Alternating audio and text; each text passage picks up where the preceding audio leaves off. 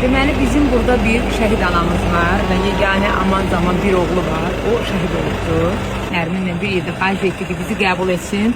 Biz ona dəyək, onunla görüşək və mən onun şəhid balasını ziyarət edeyim, anasını, mamamızı, anamızı və bildiyim qədərilə də bizim bu gözəl anamız, şəhid anamız bizim deputatımızdır. Salam canım, mənim görürsünüz. Can. Salam aleyküm. Salam aleyküm. Salam. Bu anamızın anasıdır. Can. Sağ olun. Deməli, bu gördüyünüz bizim şəhid leytenant Emin Sadıqoğlu'dur. Emin tək evladıdır. 5 il öncə anamın necə cavan oldu və bir oğul dağı nə deməkdir? Ay Allah. Allah sizə səbir versin. Allah rəhmət eləsin. Və içəridə onun muzey hazırlayıblar. Allah rəhmət eləsin. Mən atam düşüb burada üst-üstə 3 ay qalmamışım.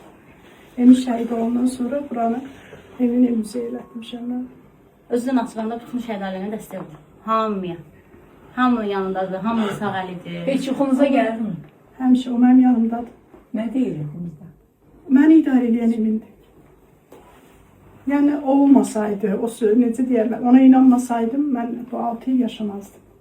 Eminin bir dəqiqə səsini eşitməsəydim mən yaşamazdım. Amma bu gün Emin Allahın, birinci Allahın, ikinci Eminin ruhu, bir də millətimin, dövlətimin sevgisini mən yaşadım. Mən həmişə deyirəm ki, mən Emini itirdim, minlərlə oğul qazandım. Onları əvəz edəcək heç kəs yoxdur.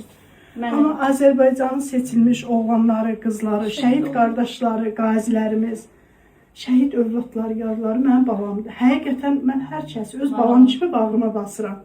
Amma Emin kimi mən heç bağrıma basam. Yoxdur. Cibində olan 10 manatda ana beləsinə bağlayıb belə qoyur, üstündə çıxanlardır. Telefonlarıdır, paşanın vəsiqəsini göstər. Medallarıdır, vəsiqəsi var, yaralı, qəlpə yarası. Ayağı üstündə qalır. Elə helənsinə də ana saxlayıb onu.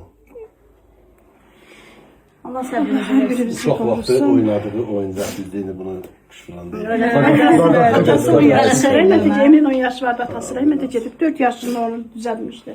O əşyaları belə saxlayıb. Özü qoruyursa. Gündəliyə, birinci sinif gündəliyə, iş dəftərləri, atasının aldığı bütün şeylər, nağıl kitabları, bu birinci sinif, kimin birinci sinif?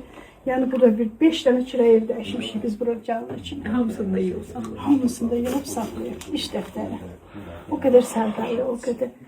Neçə yaşında şəhid oldu? 22. 7 il oxudu, 3 il burada liseydə, 4 ildə akademiyada Bakıda. 2 ildə Qazaxda işlədi. Bizə yaralanıb dedilər. Hə, mənə yaralanıb dedilər. Mən yuxumda Eminin şəhid olduğunu özü dedi mənə, heç kim deyə bilmədim. Anamız səndə Eminə verilən 11.000 pulla öz kətlərində xeyirşər evi tikdirib öz hesabını öz hesabını verdi ki, Dövlət tərəfindən şəhidimizə ayrılan ayrılan 11.000 pulu, hə. Hamısını ora xərcləyibdi ki, kəndisi. Ana sizə qurban olum. Sizin qabağınızda mən vallahi bir yılda doğru başarılı. Allah sizdən razı olsun. Allah sizə can sağlığı versin. Bizə bu gün bax, qurban olaraq sənə, qurban mən olaraq. yəni bu gün bizə bax budur. Yəni şəhidimizi anmaq, ziyarət eləmək, bilmirəm. Bizə təsəlli budur. Bizə təsəlli budur. Yəni maddi tərəfdən, yəni Hamımızın borcumuz. ananı dindirəcək heç nə yoxdur da həyatda.